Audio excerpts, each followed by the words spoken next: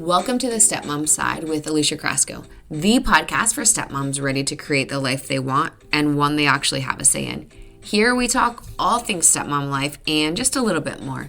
Leave the superficial conversations at the door and get ready for perspective shifts and actionable advice to help you on your way to creating the life you want, one step at a time. Hey, welcome back to the Stepmom Side Podcast. Oh my gosh, I am officially moved into my new office-ish. If you are new here, it's the first time you're listening, my daughter and I just switched rooms. She's now, I have her bedroom as my office or her old bedroom as my office, and she has my old office as her bedroom. She wanted to switch rooms, and I was like, yes, please, because this room is bigger. Now I just have to paint it, because if you've been on office hours in the Stepmom Side community, group coaching, or on a coaching call with me, you've seen this giant rainbow behind me, and now I have to just paint it.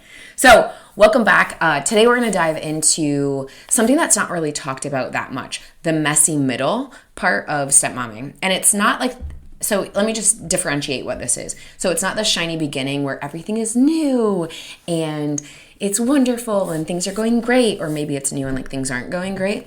So we're not at that new part, and we're also not at the seasoned I've seen it all stage. The messy middle is that place where things should feel easier, and then bam, you're right back in the thick of it. How the hell did I get here? Why is this still happening? Why am I still being triggered by that? What is going on? So we're going to dig into all of that.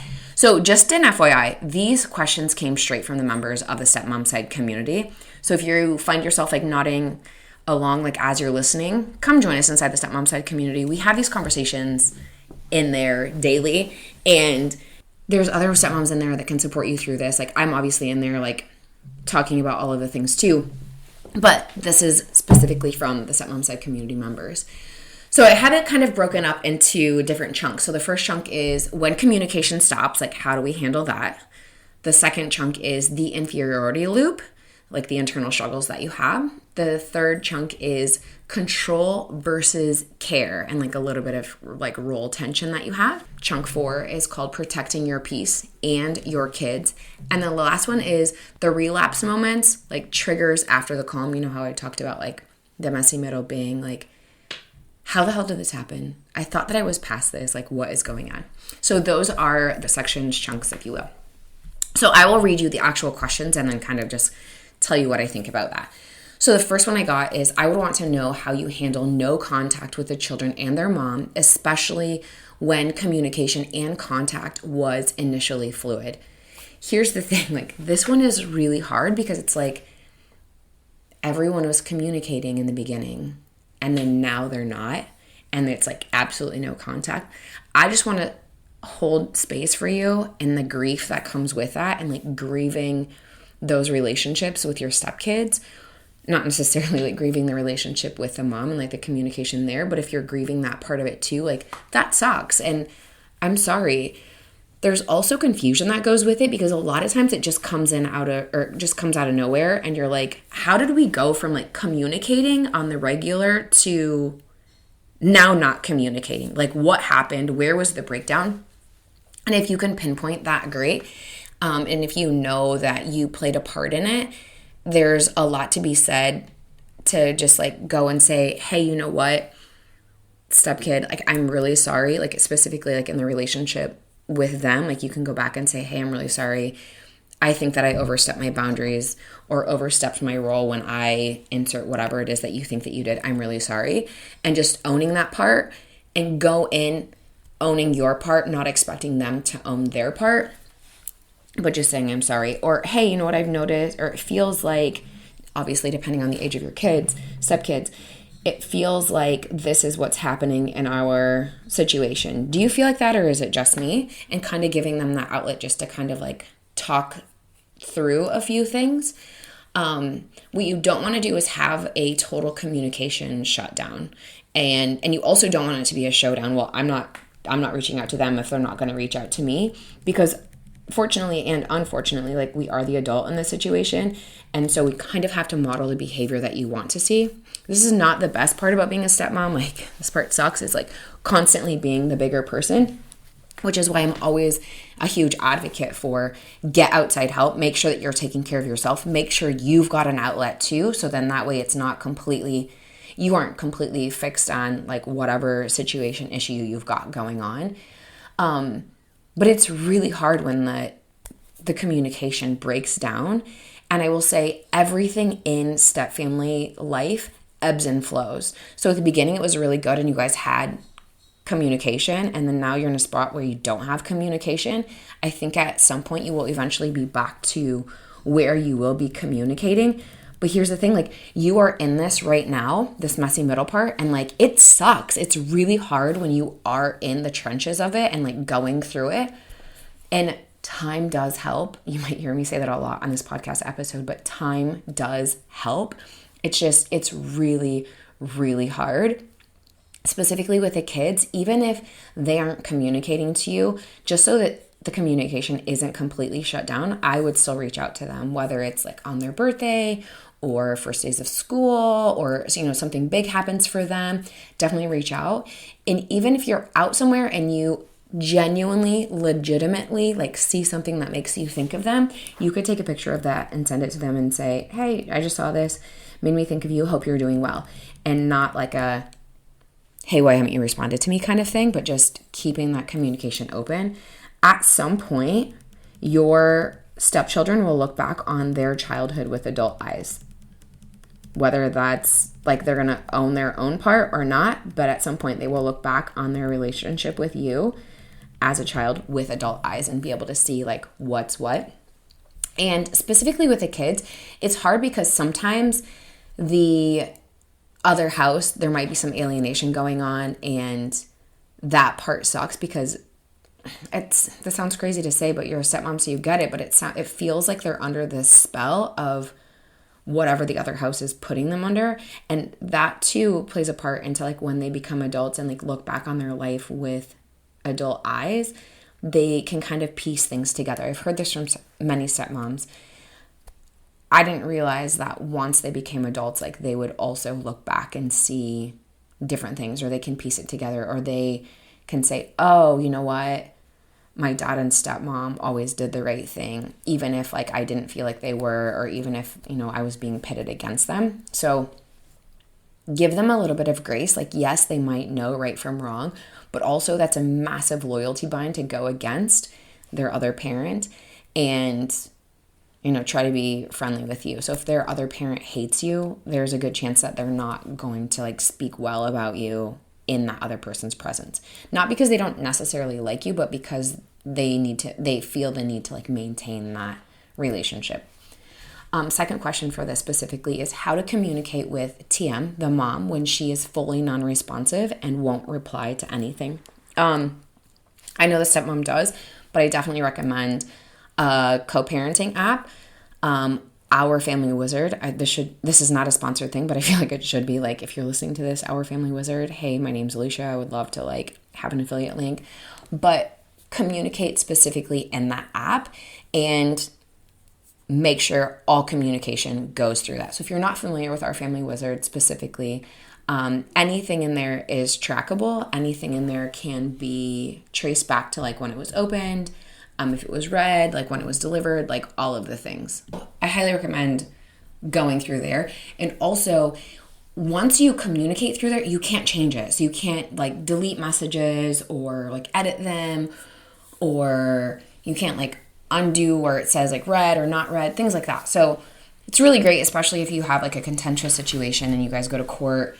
That is super great. Highly recommend just communicating that way. And if she's fully non-responsive, like let's say specifically about whether or not to sign the kids up for a specific activity, let's say, I would say, hey, we are looking to sign up stepkid for insert whatever activity. Please let us know by insert date and time. Like obviously well before like when that needs to be signed up, so that way you're not like at the day of. And you can even add in like if you don't feel like, or if we don't hear from you by insert date and time, we'll just go ahead and sign them up. Now, having said that, whatever is in your parenting plan, your divorce decree, or your partner's parenting plan, divorce decree, MSA, marital separation agreement, follow that. don't just say, well, Alicia said we should do this, so do that. Follow your court order document. So if it's like both parents must agree, make sure you don't get yourself into a sticky situation by just doing it. Or if one parent has all of the rights, do whatever you see fit for yours. But specifically, if they're not communicating, go with an app. And then if you are in the middle of court battles, like, I see you, like, it sucks. It's really freaking hard. I am so sorry. Keep doing the right thing. Like, that super sucks. The second part of this is about the inferiority loop. Wow, words are really hard today. I'm actually kind of like getting over being sick, which is kind of why my voice sounds like really scratchy. But these ones are about internal struggles that you're having. So the question, there's 2 questions for this one too. How do you stop the intrusive thoughts of feeling inferior? Example, how could I ever be as important as the mother of my partner's kids? We don't have kids together. We love each other a lot, and I know my partner wants to be with me, etc. So it's not about questioning that at all. Maybe it's more about the importance / weight of not being a bio mom. I think this is really, really hard. And it comes down to, you know what, I'll just put the other question in here too. Wanting kids of my own, but feeling rushed to have them to feel equal. So effed up. I would never want to be her in any way. My partner would hate if I reminded him of her in any way, yet here I am not feeling good enough. There's a lot of things going on here. So it's really easy to get caught in the comparison trap of, well, my partner's been married before, they've had kids before, they've bought a house before, they've vacationed X, Y, and Z places before. Hi, my name is Alicia. Like, I've absolutely been in this comparison trap too. Like, I'm the ringleader of this, or not ringleader, but like the club leader of this club. I have shirts, we ride at dawn in the morning. And this comparison trap sucks because you're comparing yourself to something that no longer exists. Your partner is no longer with that other person. Your partner is no longer buying a house with that person, having a marriage, or having a relationship with that person. And it's really hard to like get out of that. Just because you're not first doesn't mean that you are less than, doesn't mean that you are second best. In this situation, the last person is actually, in my opinion, better. You're the person that your partner gets to grow old with. You're the person that your partner gets to, hug, kiss, sleep next to, share dreams with, build a life with every single day. Not the ex, not the person at the other house. But it's really hard to like not be in that comparison trap. But just remind yourself, like, their relationship is no longer existent. Like, their romantic relationship, as much as that hurts to hear that, they had a romantic relationship at some point, it's no longer existent. And so you can focus on your partner's past, or you can focus on building a future together. Because the past is the past, and there's nothing that you can do to change it. Kind of like your past, there's nothing that you can do to change that. All of the ways that you've got to today are all of the ways that you've gotten to today. And so I would just be mindful of not getting so caught up in their past. Again, easier said than done, because it's really hard not to focus on that, right? It's really hard not to be like, well, they've already done here. They've already been here. They've already done this. They've already, all of the things. But specifically about the intrusive thoughts of feeling inferior, it's not a matter of like, am I going to be as important, or am I going to be special enough, or am I going to be, what's another thing that I would feel like, I'm totally like blocking or blanking on words, like feeling special enough or feeling important as enough. Just because you don't have kids together doesn't mean that you're not special enough or important enough. Like, you guys love each other. You guys are building a life together. And like you said, that your partner wants to be with you. And it's not about questioning that. And, like you said, maybe it's more about the weight / importance of not being a bio mom. That's something that I can't answer for you. Like, if you want your own kids, or if you guys want kids together, then have them, if that's possible. If you don't want kids together, then don't have kids together. And maybe you've got kids from a previous relationship. And I feel like stepmoms that don't have kids from a previous relationship that want kids are in a really hard spot because I find that they get really bogged down by this comparison trap and reliving the past like 24/7. Whereas stepmoms that come in with kids from a previous relationship aren't necessarily bogged down as much. Are they bogged down by it? Of course, but not to the degree that childless stepmoms do. Childless meaning like they don't have kids of their own, but they want kids of their own. Child-free stepmom meaning they don't have kids of their own, they don't want kids of their own, or can't have kids of their own. Typically, like, they don't want kids of their own. And then, like, the second question about wanting to feel or feeling rushed about having kids now to feel equal. Oh my gosh. I absolutely felt this too. It's funny because I've talked a lot about this in coaching calls or in office hours on the Stepmom Side community, where things that I had said and done with my stepkids in the terms of like parenting them, I was horrible. Like, that made me an evil stepmom. However, I do those exact same things to my daughter and it makes me a great mom. And I'm like, what kind of double standard witchery is that? Like, that's such BS. And so and I don't like this dynamic either. It's like, once you have kids of your own, now you're a real mom. And now all of a sudden you have like street credibility and like all of the things. And again, like, as if that's not messed up, like, because somebody doesn't have kids of their own, they can't have maternal instincts or paternal instincts. No, I don't think that's the case.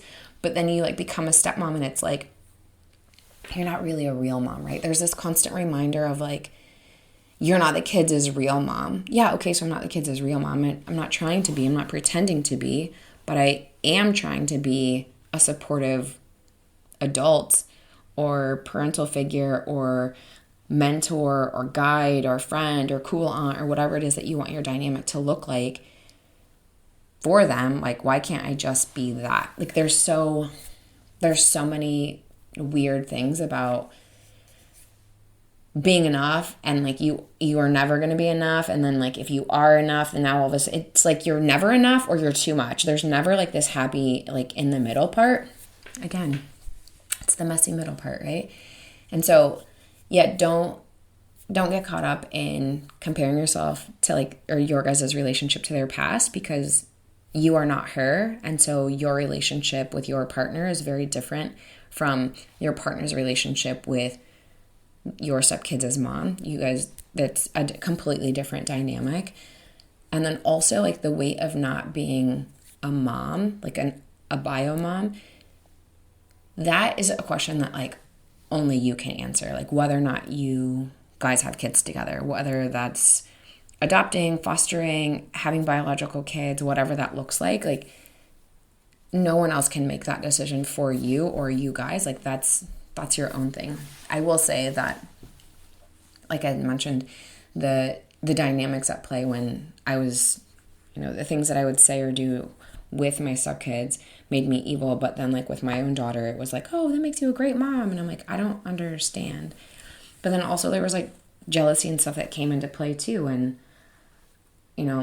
it's a really hard part to like navigate, walk through in life when you're like, I have my stepkids, yes, and that's fine, but what I would really like is my own kid, and trying to navigate that. Like, that's a really hard balance because there's this jealousy or this resentment. And then if you add in like infertility and, trying and like nothing's working, like to have your own kids, it's like a special kind of hell. Like, if you've been there, then like you've been there and like you get it. Yeah, I could like go on and on about that. If you have any additional questions about it, send me a message. I'm just at Alicia Crosco on Instagram. I would love to chat with you about it. The third chunk of this is like control versus care and about like role tension. So here, my partner is supportive and includes me in decisions, but ultimately decisions are not in my control or legal responsibility, really. How do you balance, aka not go crazy, trying to take care of and making an effort with the kids while also trying to let go, care less of what you can't control at the same time? For example, making an effort to do something for the kids, but certain things need approval. And if it's shot down, then it's just very frustrating and I need to let it go. Not sure if that makes complete sense. That makes complete sense. First, I love that your partner is super supportive and includes you in decisions. Like, that's amazing. But you're right. Ultimately, decisions are not in your control or a legal responsibility. That part really sucks because typically what I see is people that become stepmoms are like very type A, very driven, very ambitious, very like just get shit done kind of thing. And then it's like, oh yeah, let's make you a stepmom. And then you're like, oh my gosh, I feel powerless. I feel helpless. I feel like underutilized. I feel like so out of place because nothing I'm saying like makes a difference, or like no one's listening to me. And so it feels like there's this constant tension between wanting to show up for the kids and also not being the decision maker, because sometimes it would be really nice just to like be the decision maker. But then you like know like, okay, well, I can't actually be the decision maker, but I would really like to be the decision maker. So here, let me show up for the kids. But like, oh, how can I show up for the kid without like overstepping my boundaries? It's frustrating. And I don't feel like we ever get to the point where we just completely don't care. Or you can like completely let things go. Like not that long ago, I posted something in the Stepmom Side community about something that's happening like in our life. And it's something that like in the grand scheme of things, I know doesn't matter. Well, it does matter, but it doesn't matter. And there's nothing that I can do about it. You know, decisions about this had been made years ago, not prior to me. I don't necessarily agree with the decision, but it is what it is. And it's one of those things I just have to like wash my hands of, because honestly, it's not worth the turmoil in my relationship. And I have to be very mindful of when that topic comes up, because my demeanor, I know, changes. My face is very stoic. I'm not animated. I'm very flat. So it's very obvious, like my opinion on it. And so I have to be like, okay, remember, if you feel, you guys, like I still have to utilize this in my real life, in my own life. Like the advice that I give stepmoms that I coach or stepmoms in the community, I still have to take my own advice. Okay, when you know that this conversation is coming up, we need to mind our P's and Q's. We need to take deep breaths. We need to understand that we're not going to change the situation. We need to understand that this is a space where my opinion, my thoughts, my insert whatever don't matter. And while you might be like, of course they matter. Yeah, of course they matter. However, those decisions have already been made, and I can fight like hell trying to make them and, cause turmoil in my marriage. But for what? Like that stuff, whatever's happening is still going to happen. So I can fight tooth and nail. I can die on this hill for nothing. Like that, it doesn't make sense to me. So I'm like, whatever, I'm just going to keep myself in check. So for the things that you can't control, it's really, really hard to just, like I just said to you, like I still struggle with it. Like I'm not perfect at this, but I've gotten better at just being like, okay, this is something that I know that I can't control. This is something I know that is just one of those things that I'm going to have to like let it go. When you want to do something for the kids, but certain things need approval, that part sucks, because it's like, I just want to be able to do things for the kids and not necessarily have the approval. I'm not quite sure like what certain things need approval. If it gets shot down, it is very frustrating. And then I would say after that whole thing transpires and like tempers have cooled, your temper, your thoughts, feelings, frustrations have cooled, I would go back and talk to your partner and say, hey, you know what, earlier when I suggested this and it gets shot down, like my feelings were hurt because I wanted to, do something for the kids and it didn't happen. And then you can, because everything is cyclical, like that it's going to come back up. The next time that, this comes back up, can you please let me do this? Now, if it's going to be something that's on the other house's time, that one, is one of those things. It's kind of like a sunk cost. You kind of have to let it go because it's not on your time. But yeah, if you want to give me specific examples, I can like help you navigate through that. The second part of this, or the second question for this part, is stepping back and or getting into the mindset of the actual parents parenting and the fact that my stepkids' issues are not mine. If they don't prioritize it, then it's not my responsibility to pick up the slack. Oh man, how many times have you rage cleaned the bathroom after a stepkid bomb?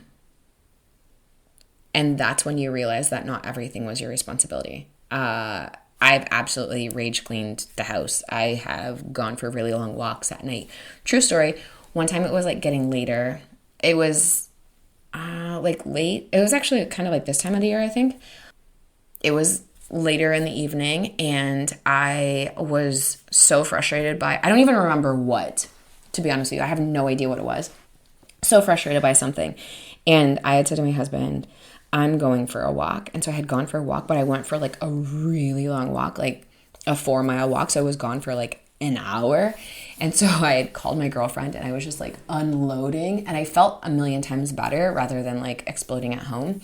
But because I had been gone so long, it started to get like dark and my stepson was worried. And so he said to my husband, like, hey, can we go looking for her? Like he thought that I would like ran away or like had gotten abducted. I mean, if I was abducted, whoever was abducting me would like return me within an hour. I always joke, but it was really sweet that he was concerned about me.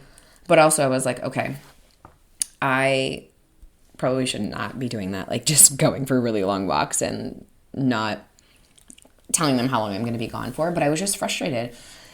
So here's the thing. It's really hard to step back when and this is what I see a lot. I don't know if this is the dynamic or this is the situation at play here, but what I see a lot is like stepmoms think or know that their stepkid needs outside help, whether it's tutoring or therapy or some sort of outside help. And they see it, but the parents might not see it, or they don't want to see it, or they don't want to have to like navigate that. Like, who's going to pay for this or who's going to pay for that? And so they don't. And then the stepmom is really frustrated because they're like, this kid needs outside help and they're not doing it. And so what I say is this: you can't care more than your partner or your stepkid's other parent does. Because sometimes you're not going to get anywhere. And that really hurts and that really sucks to like see and experience. And a common thing I see is when stepmoms are teachers and they, this is their wheelhouse and like this is their expertise and they're advocating for their stepkid saying like this kid needs an IEP, the individualized education plan, or outside help or whatever. And both parents are like, no. And so the stepmom is like, oh my gosh, this is my forte. Why aren't they listening to me? And then eventually it comes out years later that this kid needed outside help and nothing is helping. And it's just like, oh my gosh.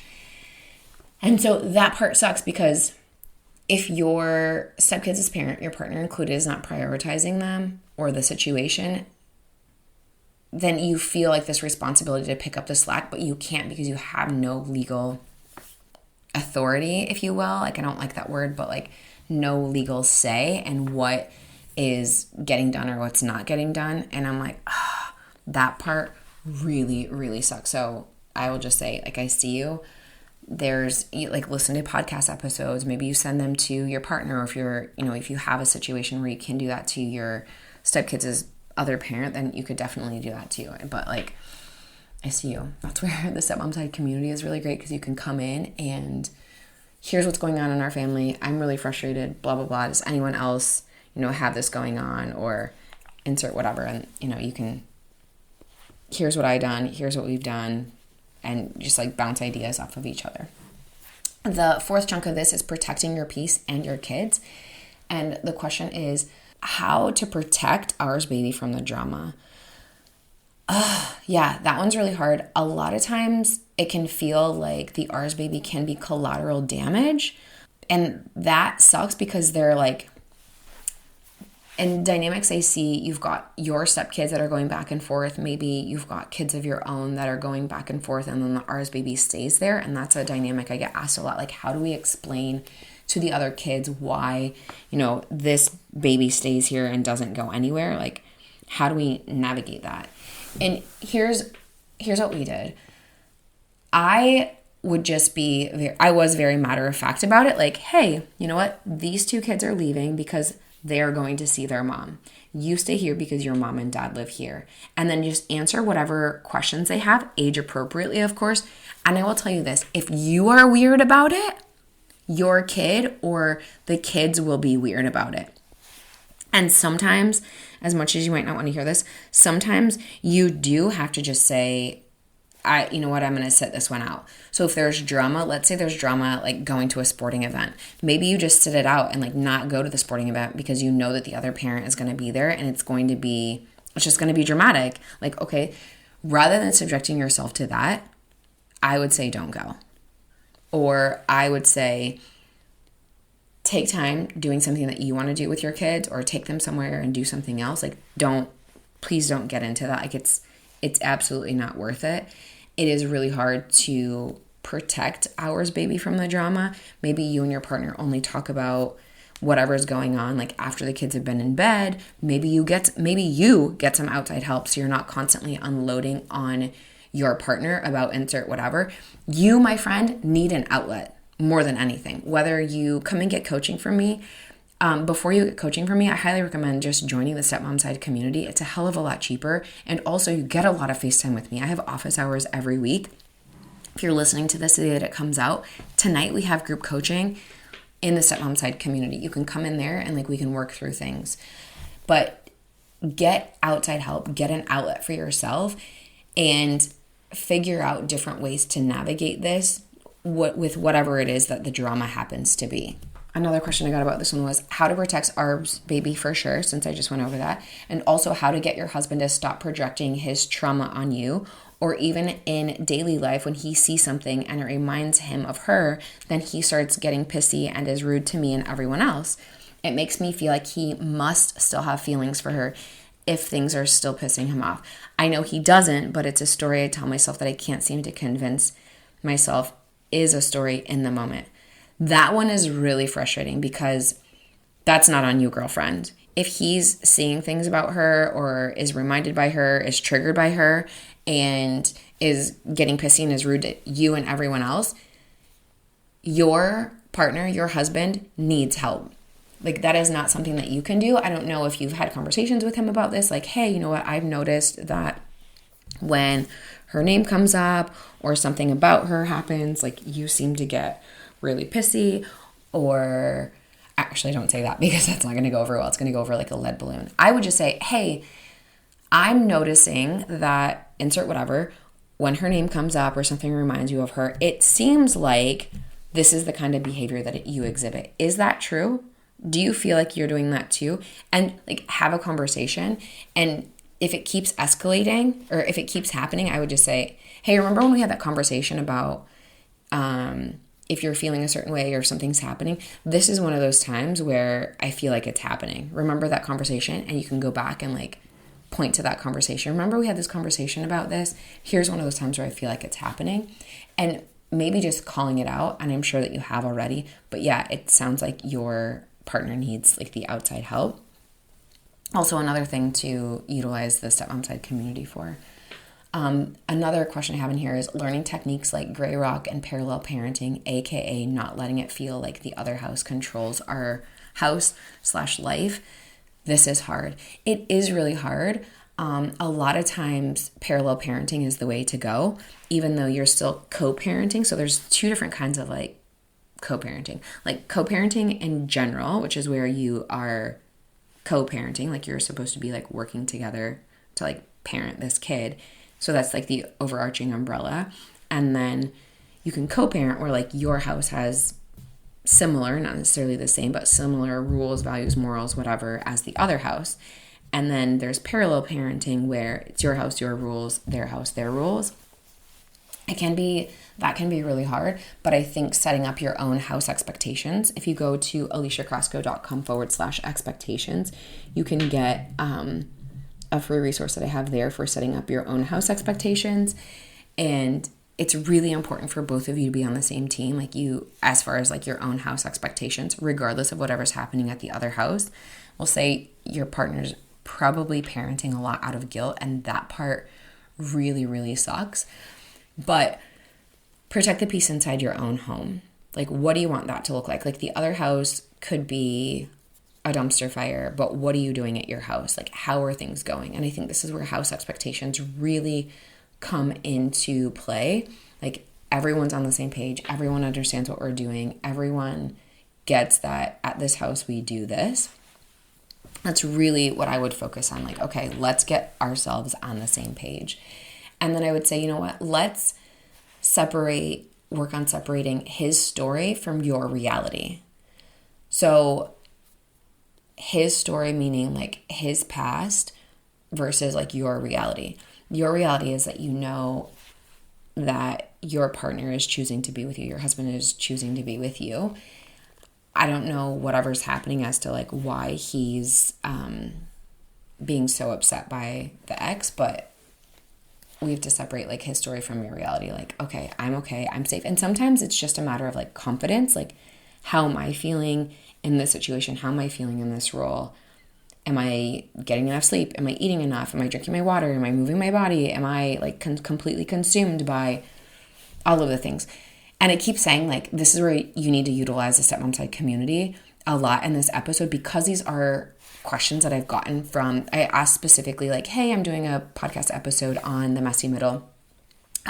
What questions do you have? So here, to the members that are listening to this, please utilize the community when it comes to things like this, because you can give very specific situations or examples or points, and then you can get very specific advice, coaching back.